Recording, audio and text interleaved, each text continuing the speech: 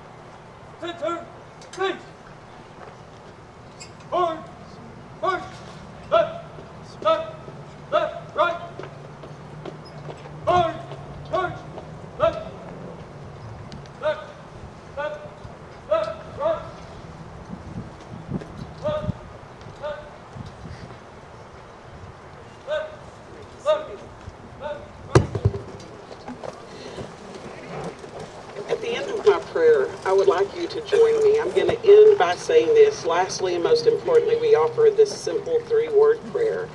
God bless Texas, and I would like you to join me in that part of the prayer. Will you join me in prayer? Gracious Lord, we come to you on this day when we celebrate our rich Texas history and heritage and the freedom that we enjoy both as Texans and as Americans.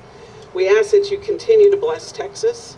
And while this is the day we celebrate our independence, we also celebrate Sam Houston's birthday and Texas Flag Day.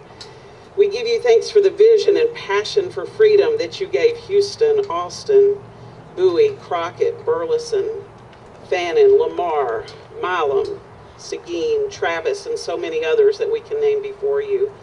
We remember Susanna Dickinson and all the women who worked for and witnessed and testified to the fight for freedom. We remember those who gave of themselves and so often paid the ultimate price for the freedom and the heritage we enjoy this day. This morning, we remember and we give thanks for this rich heritage and ask that you would make us worthy guardians of that history and of that heritage. We're thankful this day for those who gathered on this day in 1836 to sign our Declaration of Independence, even as the battles for freedom continued. Thank you for all those gathered here today and bless our gathering. And lastly, and most importantly, we offer this simple three-word prayer. God bless Texas. Amen. Amen. If you'll stand for the pledge, and the Texas pledge is on the program in case you don't know it. I pledge allegiance to the flag of the United States of America and to the republic for which it stands, one nation, under God, indivisible, with liberty and justice for all. Honor the Texas flag. I pledge allegiance to thee, Texas, one state, under God, one indivisible. You may be seated.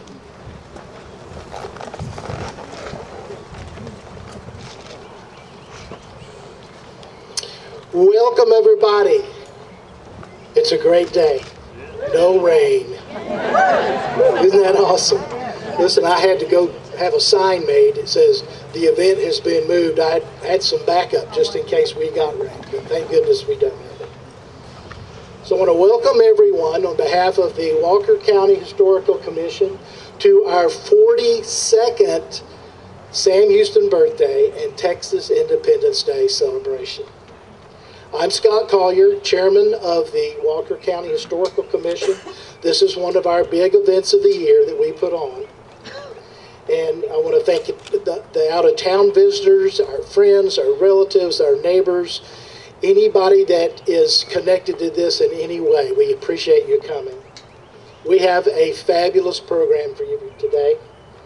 We'll hear from many of our city officers and other important VIPs. And later, our keynote speaker is Dr. Greg Dimmick, Texas historian and author. And for those who have RSVP'd, there will be a luncheon after this program. On a somber note, we are all aware of a face that is missing in the crowd today.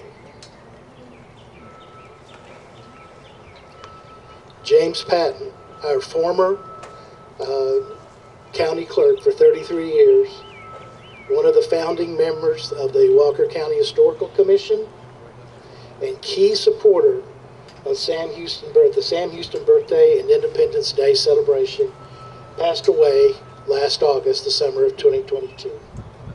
Here today to deliver a short tribute is his wife, Elizabeth Patton.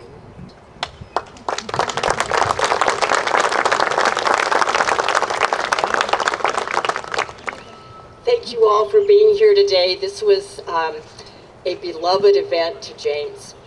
He was a Texan first and a Huntsvillian second. He never lived anywhere else. He was born in Huntsville. He lived here for 74 years. There was no way he would live anywhere else. He had many other offers, but he wouldn't even move to Dallas or Austin. He wanted to be in Huntsville. I didn't understand that too much. I myself am from Los Angeles and have lived in a lot of different places. And I met him at a mutual friend's wedding.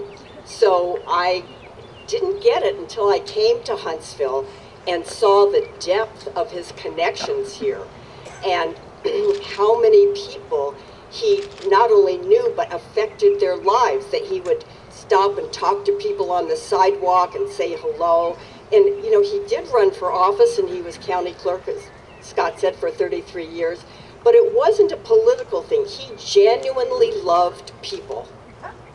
That was one of the biggest things about James, and that I love, too. He really cared. When he asked you how you were, he really meant it. And so that's why there were so many people that kept electing him, because they you know, they knew he cared about him, and that was kind of an unusual thing, you know, in government. So this was his passion, and this event especially, and he did start the concept of baptizing people as Texans, which has been going on for close to a decade now, and so I will be doing that today. I have the honor of doing that, and it means a great deal to me, because I know it meant so much to James, and you know, I want to do everything I can to help contribute to his memory, and I do appreciate you being here. It's you know, he still has, there's a piece of him here, and he bought back his mother's parents' farm property out on Southwood between 75 and Four Notch. There's the original farmhouse that his grandparents built, and he lovingly restored as out of cash flow. He didn't take a loan. He just, it was destroyed, basically. The roof was caved in and everything. He did everything to restore it. And it is a historic, we'll have in a couple months, we'll have a dedication of the historic marker for that.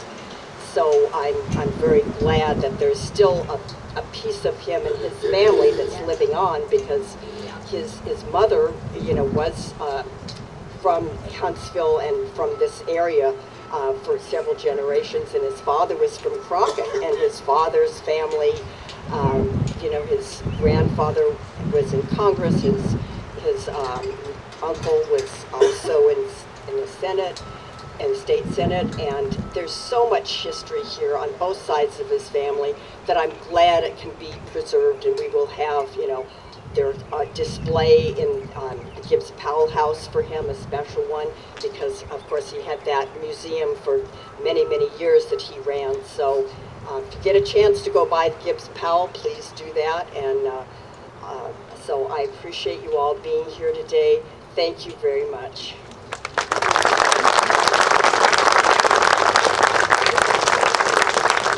Y'all stand. Give James a hand.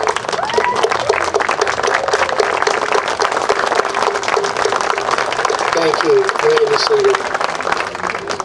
Okay, without delay, we'll start our VIP thank yous and welcome speeches. So the first one is our newly elected county judge, Colt Christian. Thank you. Good morning. This is my first one I get to come to. I've lived here for 40 years and I've never attended one of these, so I don't have to get baptized a Texan because I'm already one, but kind of like Mr. Patton, I loved Huntsville too. This is the greatest place ever. I stayed at Sam Houston because I didn't want to move out of the county. I stayed there for 6 years, got a couple degrees. I don't have any plans of leaving Huntsville either. So, but then I got to worry about all these Texans that want to be, or the people coming here that want to be Texans. I was like, man, these Californians and further, you know, the Yankees and all this. And I was like, man, what are we doing here? Why are they coming here? We know why they come here. It's a great place to live. But it makes you worry that they're not going to adjust to the way of life we have here. And we're at the Gibbs Powell House this morning, and we got the Mann family. They're up here. They came to us from California. So they drove all the way from Crosby this morning to get baptized at Texan. They're going to do a big historical tour today. They saw the house, Gibbs Powell House this morning. And just talking to them for a few minutes, we understand why they're here. And they left the politics at home, and we started talking about agriculture. And it turned into a great conversation. So I'm okay with the Californians getting baptized here today. So there you go. But welcome to Walker County.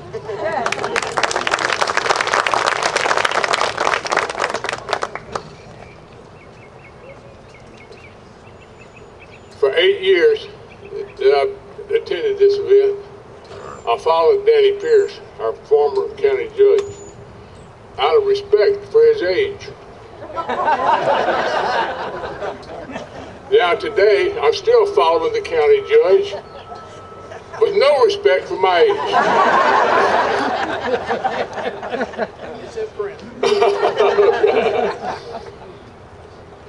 We have a great city here in Huntsville. We like to often use the term home sweet Huntsville. What makes it home sweet Huntsville? The history that we have, that we love here. A great American patriot, General Sam Houston. What a mark he left on us. He's still talking to us today. So we so appreciate you coming and sharing in this event that we have every year and sharing with his birthday and Texas Independence Day. We welcome you, even those who are getting baptized. We're going to make a Texan out of you, don't worry. So on behalf of the city council, the city staff, all those involved in keeping this city clean and what it is, I welcome you. Thank you so much for your attendance.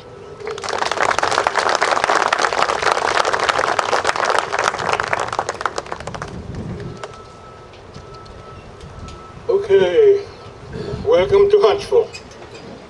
And I want to welcome everybody for coming to Huntsville for the 42nd annual General Sam Houston birthday and Texas Independence Day.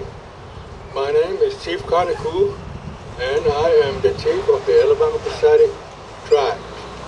I am also a veteran of the United States Army.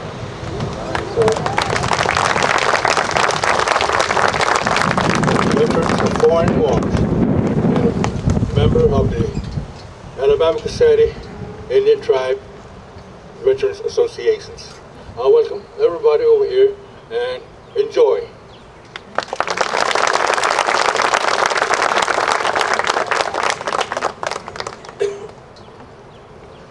I'm not talking about age. Good morning. March to the Grave has been a Sam Houston State university tradition since 1893.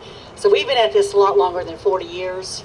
I wasn't here, but I am a native Texan, and so don't need to be rebaptized. So we're here to celebrate Sam Houston's birthday, and I couldn't be more happy to do so because we are proud representatives of not only his name, but his legacy.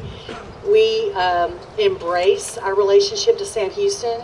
We embrace his courage, we embrace his leadership, and we want to be good representation of him as well.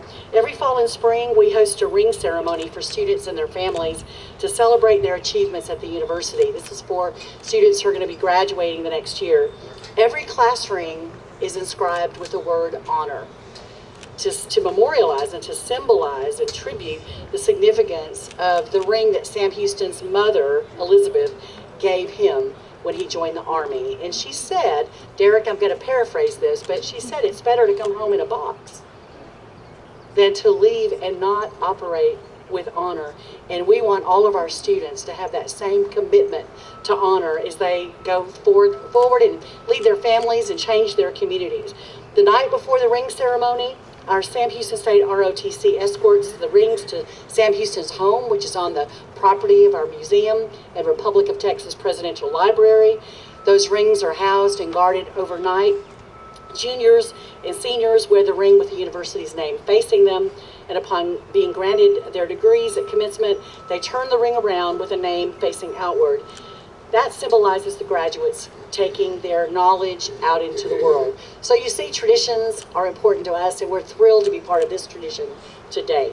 Sam Houston appreciates you and your ability to join with us to also carry forward proudly the Sam Houston name.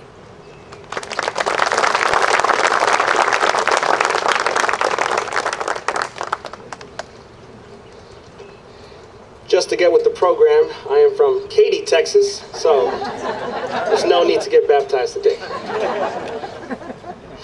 Hello, everyone. My name is Joseph Chavez, and I'm honored to be here today and greet those who came to celebrate the namesake of our university. I'm the president of the Student Government Association, and when I was asked to come speak here today, I was so excited because it gave me the chance to speak about our university and its wonderful students. During my time here at Sam Houston State, I have experienced and learned so many things about what it means to be a Bearcat. One of those lessons is taking our university motto, the measure of a life is its service. General Sam Houston was a perfect example of that motto. Sam Houston was a public servant, and like General Sam Houston, SGA is committed to serving the community and the students attending the university, and to hear their needs and be their voice. Happy birthday, Texas, and happy birthday, General. Thank you.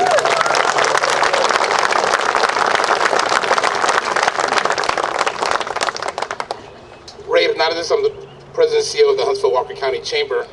And we'll start off my comments by, I got a phone call late last night by our city manager, Aaron Colhavy. He said, Ray, have you heard about that groundhog in Pennsylvania? He said there was going to be 6 more weeks of winter. I said, don't worry, the Chamber of Commerce got us covered for today. So we're good.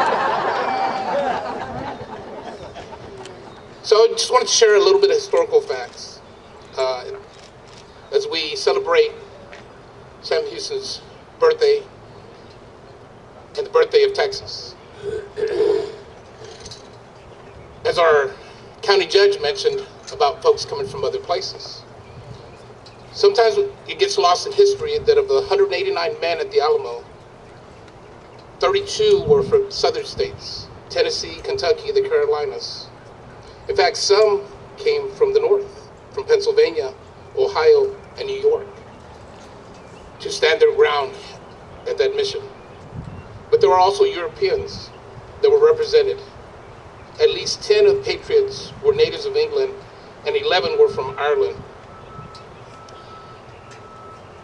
But when you look back at history, there were only 6 defenders of the Alamo that were native born here in the state of Texas.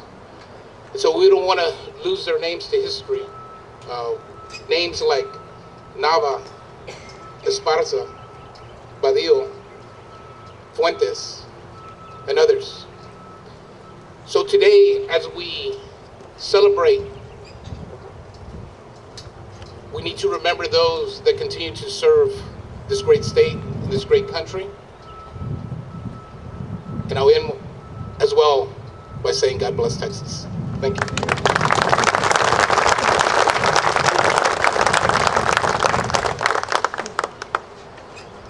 Thank you, VIPs. Okay, this is one of my favorite parts of the program. Would the candidates for Texas baptism please stand and make your way over toward the table while I make a few comments about the Texas baptism. Do we need to leave these here? Okay.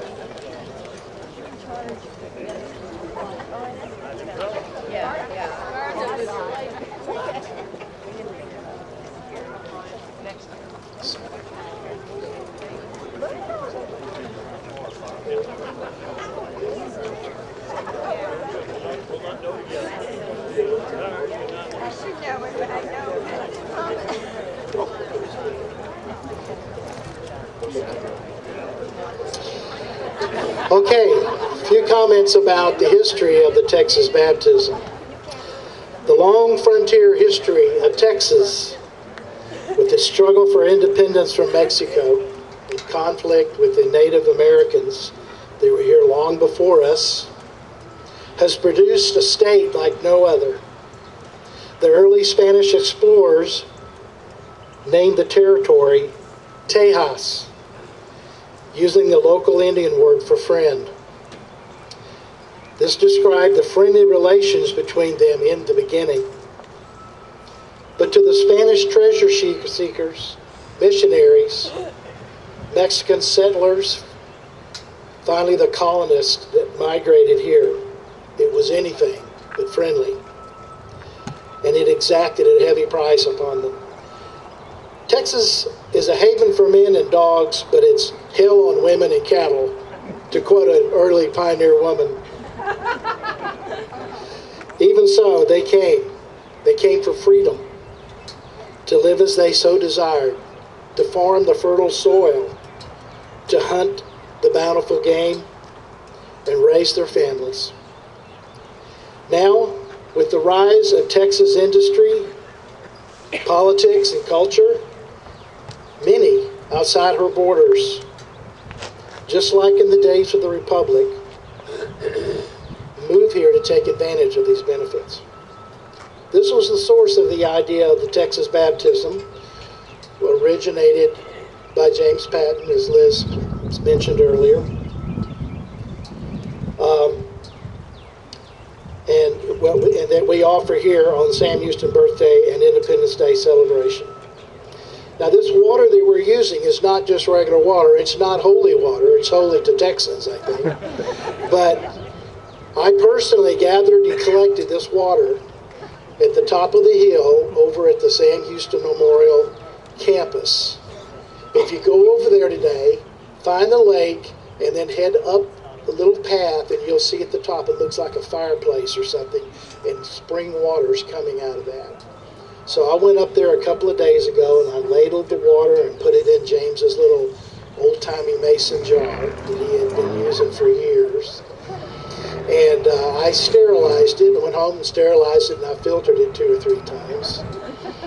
I didn't want anybody feeling like we were putting something from the duck pond on their forehead. But we do sanitize it and bottle it to be used in the ceremony. Now at this time, I'd like to call the first 10, and I'm going to call you by name. Melissa Bochat? Bochet. Say it again? Bochet. Bochet, okay. That's better. Larry Chappell? Rachel Ann Connor?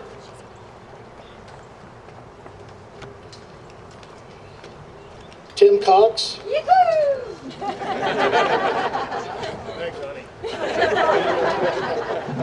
Holly Krinklemeyer, William K. Debagi, is that right? Debagi. Carolyn S. Davis, and Michael DeLuca. If you guys would move over and kind of spread out right here in front of me.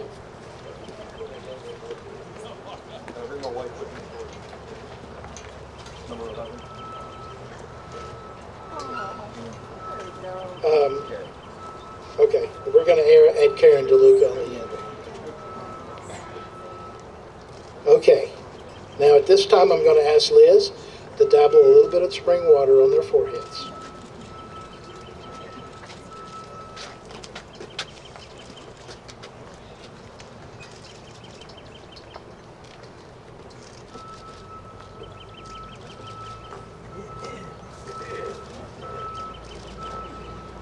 Okay, candidates, raise your right hand.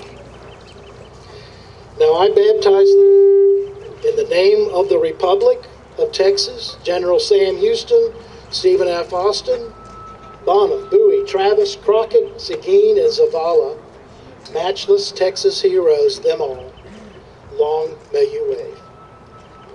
Now affirm your new citizen status and commit to serve Texas as did these mighty men and statesmen by saying, I will. I will. Congratulations. Let's go to the right.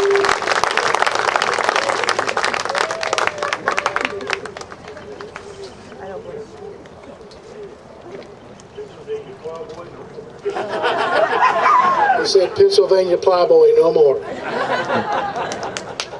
Okay, the next 10.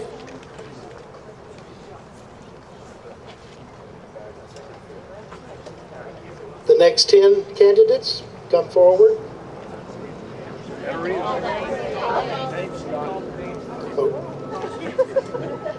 Okay, Christy Dahl. Christy Dahl. Richard Dreyer. It's your fault. Jane Dreyer. Richard Dreyer. Lynn Foster. Yeah, for your mom. Tony Frigale. Lori Frigale. Joshua Grossman. And Noah Grossman. If you would spread out this way just a little bit more to your left, please. Keep going. Okay. Now Liz, dabble a little bit of the Sam Houston spring water on their foreheads.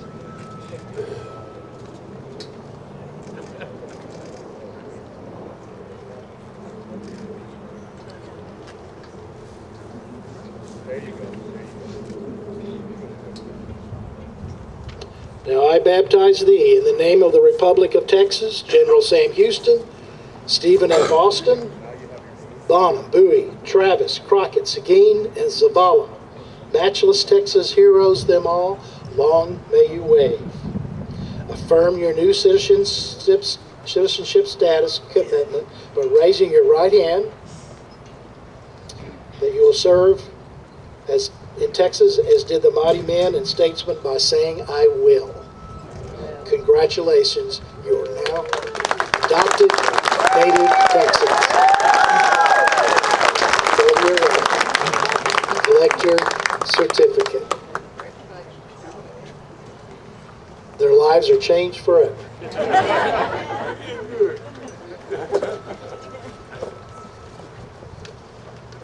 You got quite a few more. We had 53, I think. Okay. Step forward, next 10. Alicia Grossman. Alicia Grossman. Jeff Harris. Charles Holland. Linda Holland. Martha Elizabeth Hull. Evan Cooker. Sandra Cooker. Ellen Jane Lee. DeWitt Lindsay, and Bridget Maloney.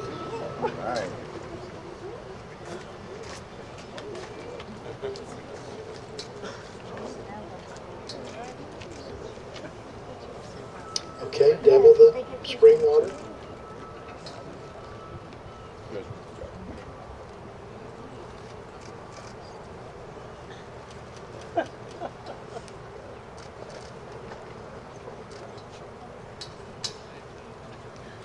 Now I baptize thee in the name of the Republic of Texas, General Sam Houston, Stephen F. Austin, Bonham, Bowie, Travis, Crockett, and Seguin, and Zavala, matchless Texas heroes, them all.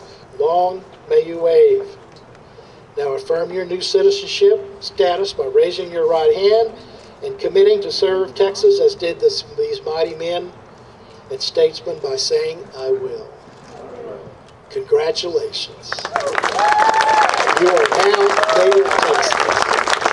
Go to your right and collect your rewards.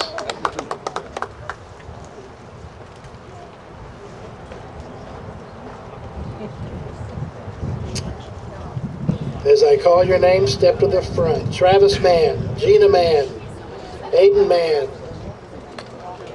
Reed Mann,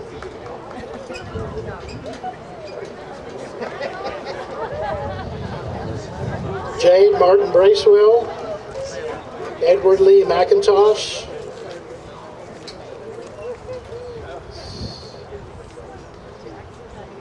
Michelle Miller, Phil Miller, Joseph Picolella, Kathy Picolella, Rhonda Rhodes, and Bernie Sargent.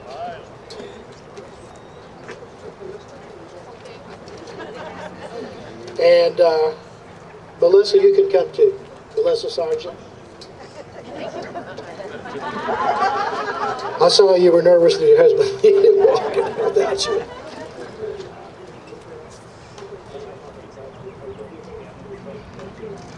Now she's dabbling the Sam Houston spring water. This is real spring water. This is the water that the pioneers used.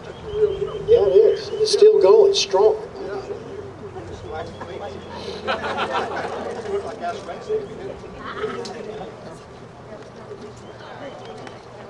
Okay. Now I baptize thee in the name of the Republic of Texas, General Sam Houston, Stephen F. Austin, Bonham, Bowie, Travis, Crockett, Seguin, and Zavala, matchless heroes, them all. Long may you live. Now raise your right hand. Affirm your new citizenship status and commitment to serve Texas as did these mighty men and statesmen by saying loudly, I will. I will. Congratulations. You are now adopted native Texans.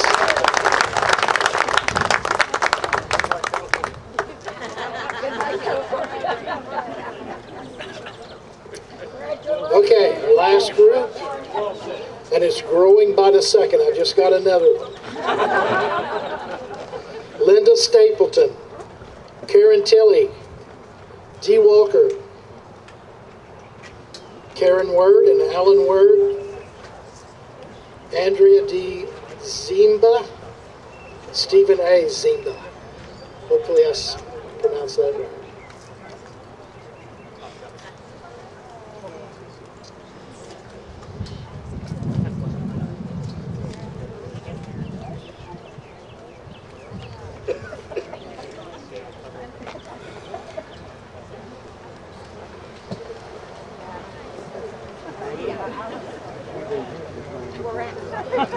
Also Aaron Carino and Aaron Colhavy.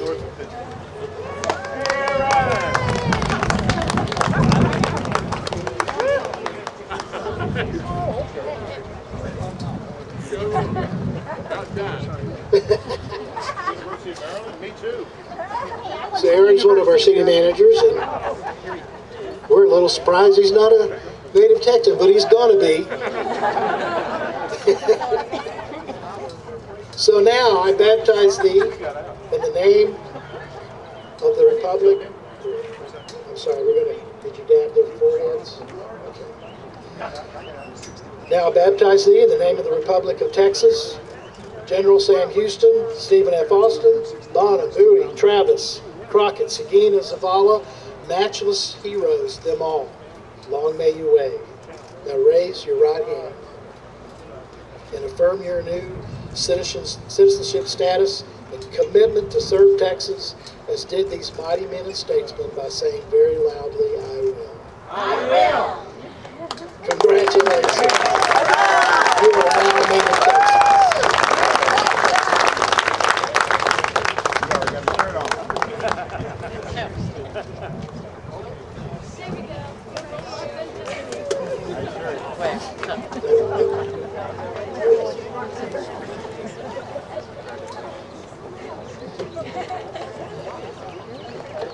Isn't that awesome? Give him another hand.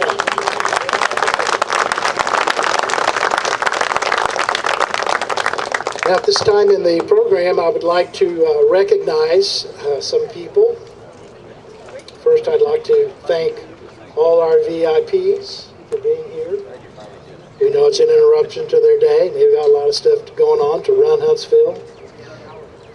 It's what? County holiday. Oh, Coach Christian says county holiday. Where are all your employers?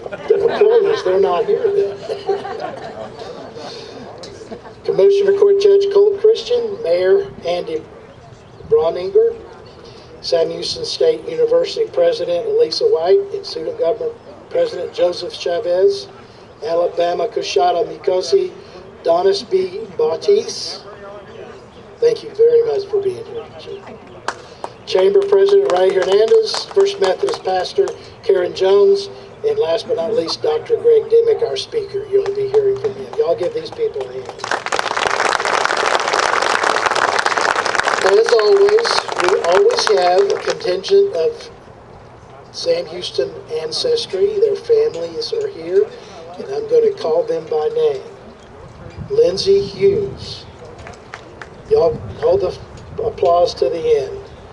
If you don't mind, stand. I'd like them to know who y'all are. Charlotte Taylor, Claude Rost, Stephen Rost, Penny Remick, and Roysta Remick. Royston Remick. These are descendants of Sam Houston. We thank you so much for being here faithfully every year. It really adds to the program. And we thank you from the bottom of our hearts.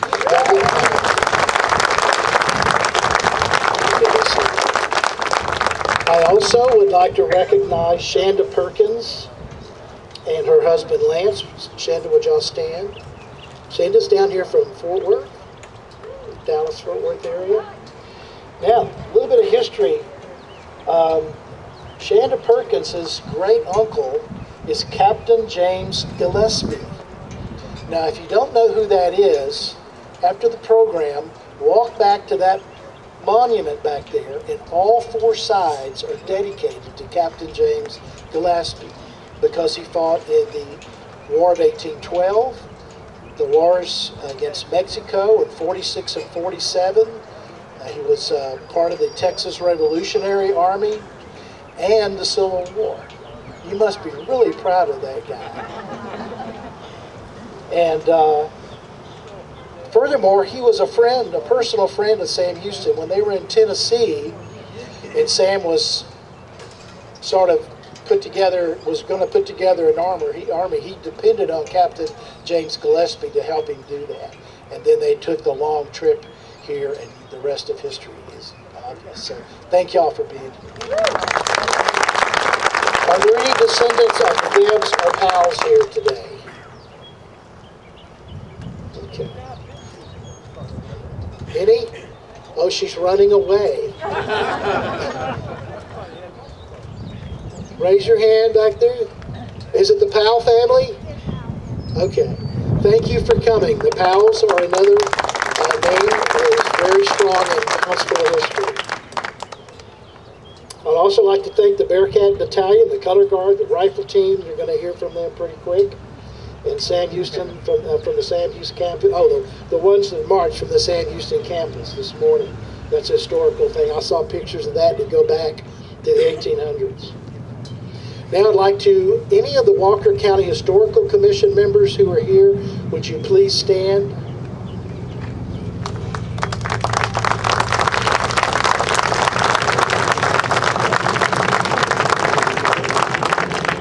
And I had a team of people that I put together to help me put this on. I could not have done it without them. And I'd like to recognize them. Over at the table, Jessica, raise your hand. Jessica Lacey, Tracy Reichert, Caroline Krim, Donna Coffin, Amy Dean. Amy, are you here today? There she is. Who did I leave out? Roberta Cowan. My gosh, how could I forget that? These ladies are professional helpers, and they helped me put this thing together. And I want y'all to know I could not have done it without them. Y'all give them all a hand.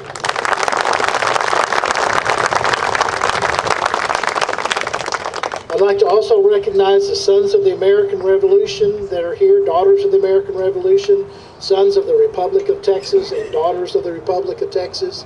If you're in any of those organizations, would you please stand or raise your hand if you're already standing?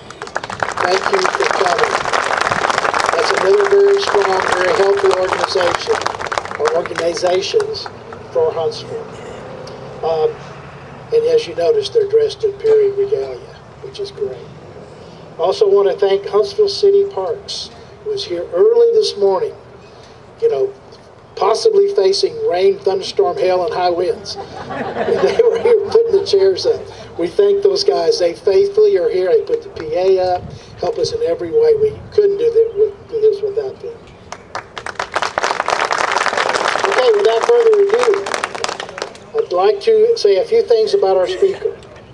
Dr. Greg Dimick was born in Douglas, Wyoming in 1952. He was educated. He has a BS from Texas A&M, an MD from the University of Nebraska. His residency was at Bexar County Hospital in pediatrics. Later he set up a private practice in pediatrics in Wharton, Texas. His memberships include the Houston Archaeological Society, Texas Historical Commission, and he's on the board of directors of the San Jacinto Battleground Conservancy. His publications include Houston Archaeological Society of '98 and Houston Archaeological Society of 2000. He has a couple of books, The Sea of Mud, The Retreat of the Mexican Army After San Jacinto, An Archaeological Investigation, and General Vincent Filosola's analysis of Jose Urias' military diary.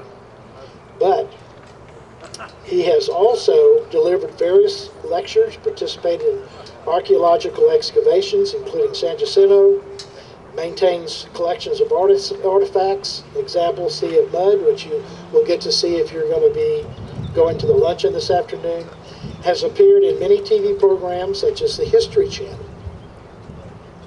He holds awards given by the SRT, the Descendants of San Jacinto Participant Families, Catherine Munson Foster Memorial Award from the Brazoria County Historical Museum, and the San Antonio Conservation Society. Currently, he's working on a new book, The Mexican Army in Texas, 1835 to 1836. Ladies and gentlemen, please welcome with a big hand, Dr. Greg Dimick.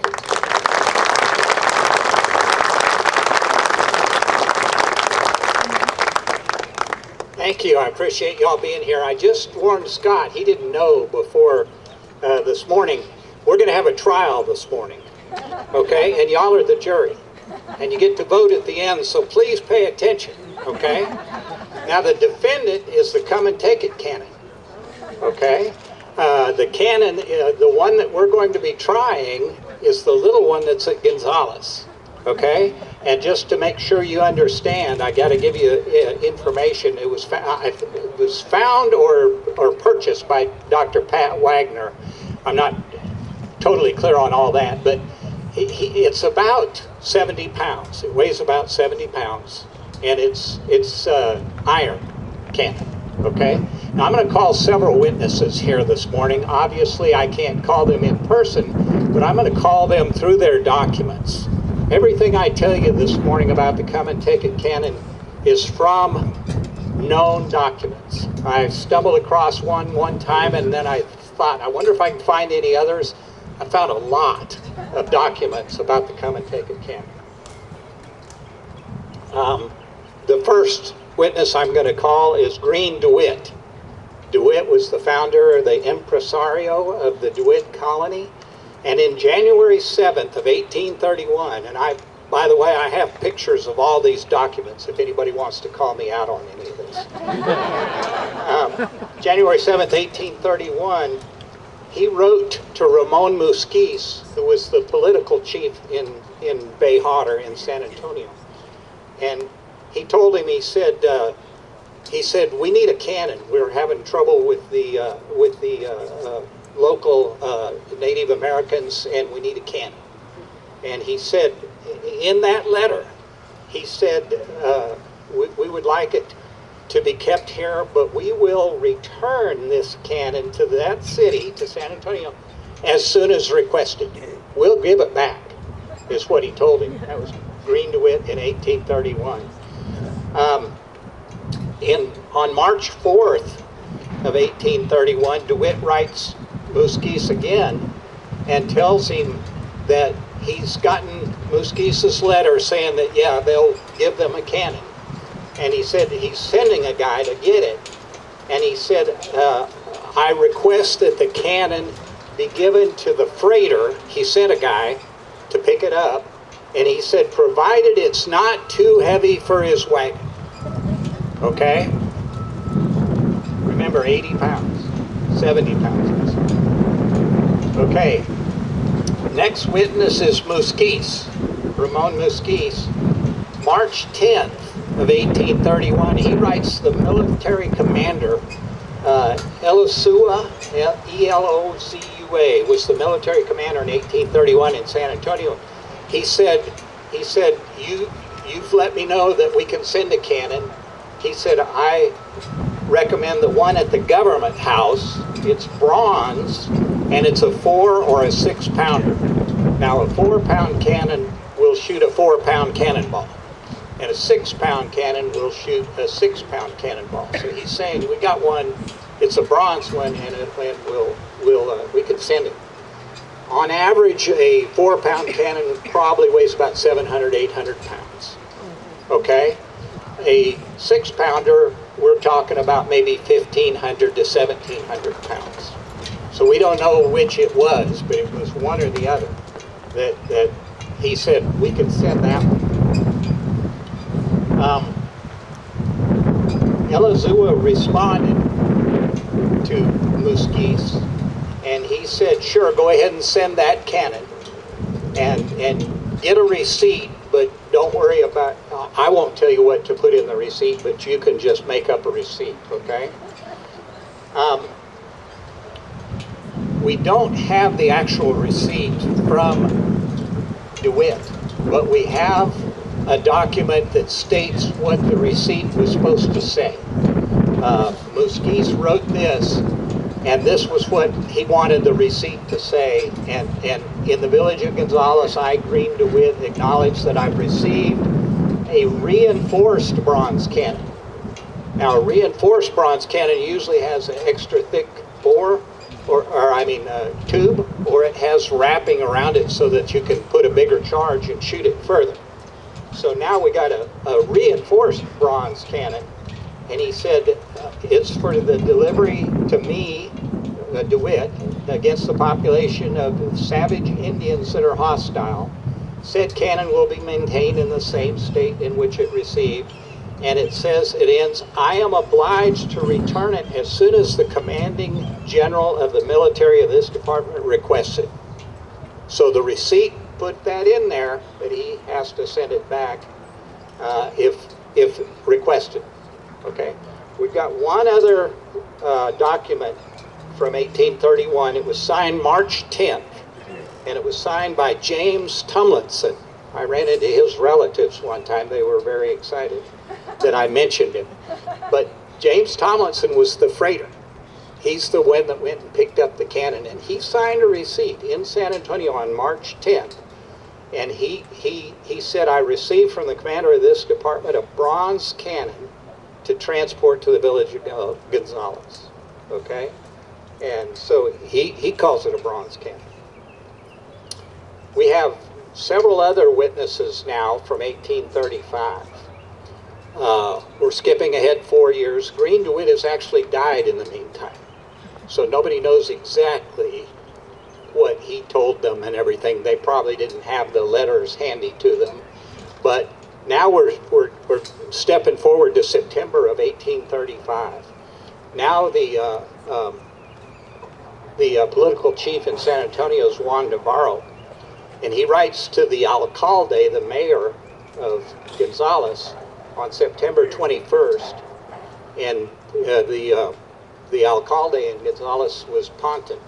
I recently ran into a relative of his too, down in Goliath. It was fascinating. Anyway, he writes him and says the commanding general of this state, Colonel Don Domingo de Ugarteche, reclaims the cannon. He says, send it back. There had been a naval battle, and the Texans had taken a Mexican warship called the Correo de Mexico, and they were worried. They even mentioned in one of the documents that that this might prove that the cannon would be used against us. Okay. On September 27th, 1835, Ponton responds to him. And I love the opening of this document. The opening of this letter, Ponton's, when he's requested to send the cannon back, he goes, I received an order purporting to have come from you. It's like, supposedly it came from you, but I'm not sure. Anyway, he said when they got here, they sent a corporal and four privates to get the cannon. Okay? And he said when those men got there, I was absent, and so was all the rest of the council. So they took the men and detained them until today. And he also said, I understand the cannon was given in perpetuity. I understand it was a permanent deal. Of course, it wasn't, and we know that. And he goes, and I need to contact the chief of our department and get his response. So basically, he's saying, I can't tell you one way or the other, but we're not going to give you the cannon until after I get more information. He's putting them off. Okay? Navarro also wrote to Ponton on that same day, September 27th. And he goes, just to make sure you know, I believe that cannon was lent to the deceased Green DeWitt. And he said, this is when he started to step things up a little bit. Navarro tells him, the military commander, if you don't send it back, is going to send forces to take it. We're gonna come and take it. And Ugarteche, the military commander in San Antonio, wrote the same day he wrote to Ponton. Once again, he said, that cannon is a borrowed cannon. And he said, I have arranged for Lieutenant Francisco Castaneda to march to that location with 100 cavalrymen. And he tells him, he says, if there's any trouble, it's on you. You know, if you resist, then this is on you. So Ugarteche writes Lieutenant Castaneda the same day. He writes him orders. And he said, take 100 dragoons to Gonzales, and you're going to get the cannon and conduct it back here. And it says, your mission is known to him as seen by this dispatches. So he tells him, Ponton knows you're coming. If he refuses to deliver it under any pretext, or if that cannon is hidden, he says, make use of force if needed, and take the alcalde prisoner and lead him to this city and punish any of those that try to resist. 2 days later, Castaneda writes Ugarteche, and he's basically on the other side of the river at Gonzales. Okay? And he says, right before we got here, we ran into a guy, his name was Private Isabel de la Garza, and he has been released by the Americans. And he said that the Americans, when they got there, the Texans, I should say, crossed the river, and they disarmed Corporal Casimiro de Leon and the privates that accompanied him. So these 5 guys, they disarmed them, and they were sent to, he says they were conducted to the village as prisoners in carts, and this one guy then was released by order of the same Americans. And then he told him something very important. He told Ugartecha that De La Garza, the private, told him that there were about 200 Texans there. He's got 100 guys, and he said there are 200 Texans there, and they're expecting more to arrive this afternoon. So now we got a problem, okay? He also goes on and says the alcalde was absent when I got there, but he's supposed to be back later today. And he said, I'm going to go ahead and let you know all of this anyway before I meet with him. Okay? Ugartecha gets Castaneda's letter, Lieutenant Castaneda's letter, and responds immediately on September 30th. So the next day he responds. And this is very interesting. He says, I'm informed by the dispatch from yesterday that you weren't able to cross the river due to rising water, and the raft and canoes were on the other side of the river under guard. So the Texans weren't going to let them cross the river. He said, if you've had the interview with the alcalde and haven't settled the differences, if you know positively that the combined resistance forces are superior to those under your command, you are to retreat. He doesn't want to get his troops defeated here in a battle. So he says, go ahead and retreat if you know that the troops are superior to yours. And then he writes to his military commander, Ugartecha, writes to General Cos, who, by the way, was not Santa Anna's brother-in-law, if anybody ever tells you that. It's not true. And he calls it an 8-pounder. Now the cannon is an 8-pounder of excellent class, and he says due to the schooner Correo and the steamboat San Felipe, but due to their battle, this piece could be used against us. And he said, I sent these guys not believing there would be any motive to negate the delivery of one piece of artillery that didn't belong to the village. So he said, I just sent some guys to get it. And he says, at the end of this document, he says, sending you this by special messengers as the colonists have already declared war. So now we're ramping it up another step here. Basically, now the colonists have declared war. By the way, an 8-pounder cannon is going to be over 2,000 pounds.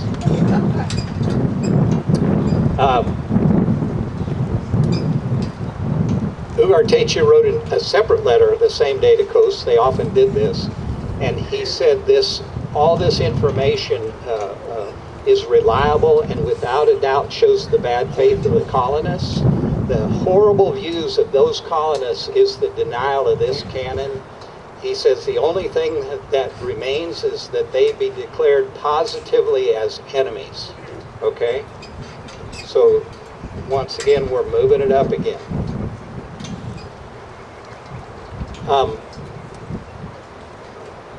At first, Cos acts like no big deal. Cos, by the way, is in Goliad at the time. He's headed towards San Antonio. And no big deal, I'm not worried about it. Then he got the second letter later that day and says, oh my God, you got to get more troops. You got to get, it's like, we got to go get that cannon.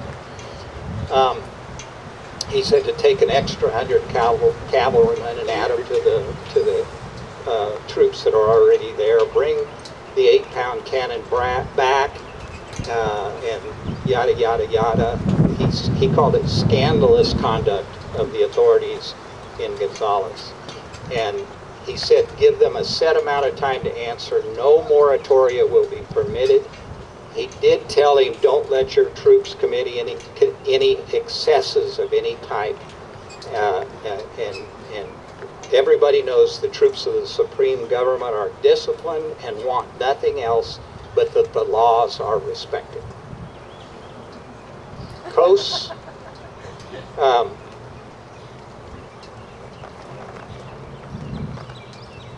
also notified the Secretary of War in Mexico City what was going on. He wrote him on October 1st, and I love this. He said, if you want me to, I can march directly there. Well, it's going to take 2 weeks for the letter to get to Mexico City and 2 weeks for it to get back. So I don't think he was really serious about saying, if you want me to, I can march directly there. He does tell Tornell that the citizens of Gonzales want their own way. They disarmed and imprisoned 4 soldiers. They refused to turn over 8-pound cannon that exists there improperly. He sent him copies of all these documents. Some of these I got out of the Mexican archives in Mexico City. He said, if you consider it, I already said, if you consider my presence necessary, I'll go there immediately. I was at the University of Texas, and I'm almost done here. We're about to have a vote. At the Benson Library, doing some research, and I was just going through some of the folders of documents that people had gotten acquired over the years. I can't remember the name of the family. And I stumbled across this little small document. It was 2 pages. And it said at the top, the date was October 2nd, 1835. And the time was 1 p.m., and it was signed by Francisco Castaneda, the lieutenant who was sent to get the cannon. And I looked at the very beginning of it, and it says, today, at 5 in the morning, I was attacked at the home of De La Peña by 200 Americans, more or less. And then he said something in there that really opened my eyes. And I don't think that Benson knew they had this document. I think this document had just been, passed over. Nobody had done any serious research on this folder. Anyway, he said they had a medium piece of artillery and a small piece of ordnance. He called it an esmeril. I didn't know what an esmeril was. I had to do some research to find out, and I found out that's a small cannon. So he's saying the guy that was in the command and it was attacked that morning is writing that same day that the Texans had 2 cannons, a medium-sized one and a small one. And he goes on to say, our only loss was 1 private of the 1st Permanent Company of Tamaulipas. He doesn't really say whether he was killed or wounded.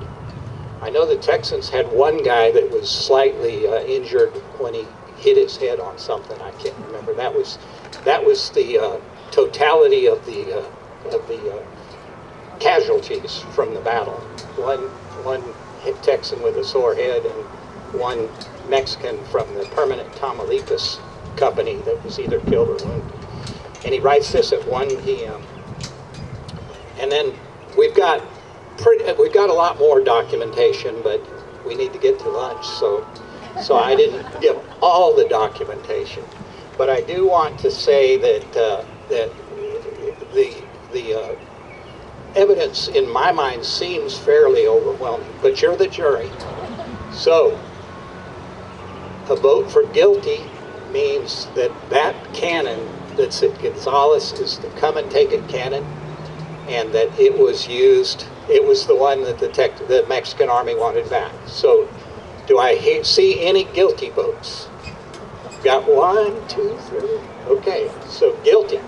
Not guilty now means that you don't believe that little cannon was the come and take it cannon. You believe the 4 or 6 pounder bronze cannon was the cannon that the Mexicans were after, not the little small one. By the way, we do have some evidence that small cannon was used and fired upon the once, but this not guilty means that, no, this wasn't the one the Mexicans were trying to get. They were trying to get the bigger one. So not guilty. Okay. Change and vote. All right.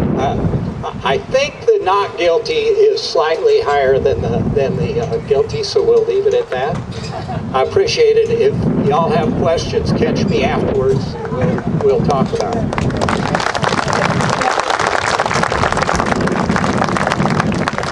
Thank you, Dr. Deming. That was great, wasn't it? Give me a hand. I left a few out of the recognition. I'm going to do that real quick. Megan Bureau at the Sam Houston Museum was on that team developing and planning this. Helen Belcher, who's our Walker County Historical Commission secretary and member. Helen, are you here? There she is right there. I apologize. Charles Adair, Wester, and staff at City Purchasing, they're the ones that printed our programs out for us. And Alex Hinman, that you're going to hear from in a minute, that's going to do taps. Okay, at this point in the program, we'll be laying of the wreaths by the descendants of General Sam Houston and the Sam Houston State University student government. Come forward.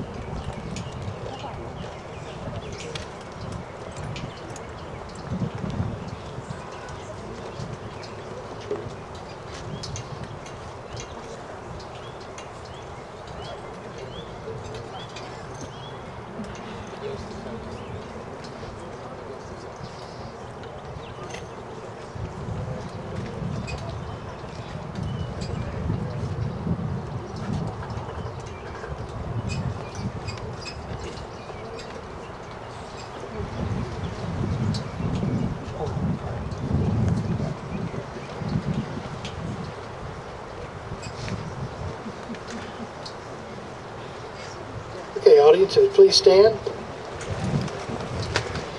If you look at your program, on the back page, you'll see the lyrics to the song, Texas, Our Texas.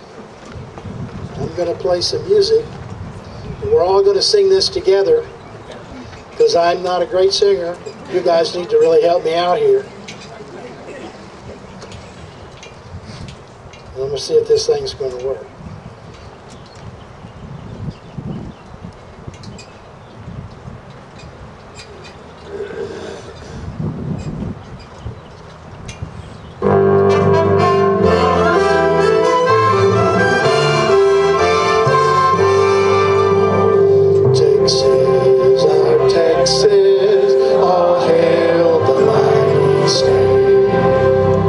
Texas, our Texas, so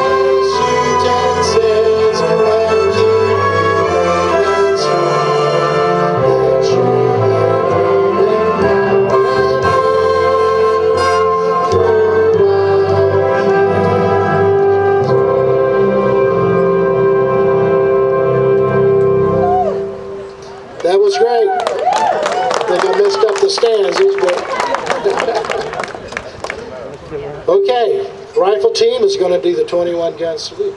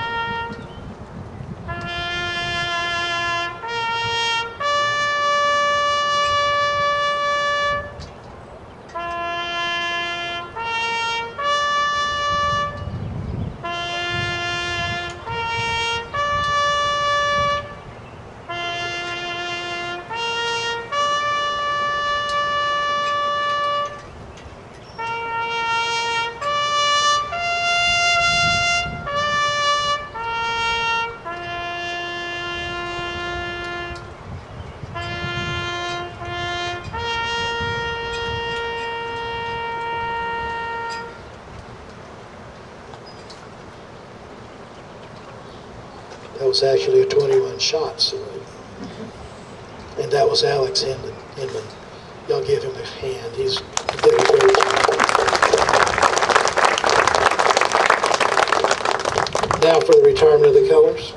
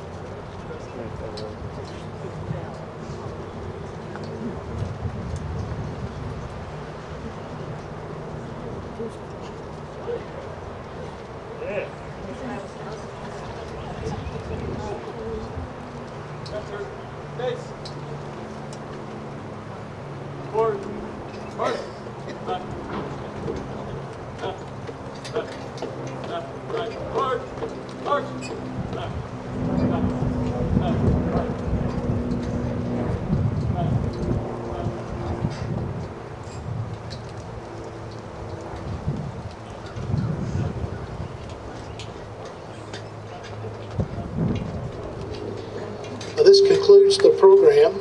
Those of you who have RSVP'd for lunch can head on over to 1402 19th Street. The afternoon will continue. Those of you who are just visiting and not going to the luncheon, feel free to attend any of our great restaurants here in town. Is Leanne Weissman here? Leanne is our Walker County Museum host. She will not be there this afternoon, but if you're back in Huntsville at any other time, please go by and visit her there. That's one of the facilities that we manage. Thank you so much for coming and visiting. We appreciate your presence. We hope you'll be back for the 43rd annual Sam Houston Birthday and Texas Independence Day celebration. Thank you.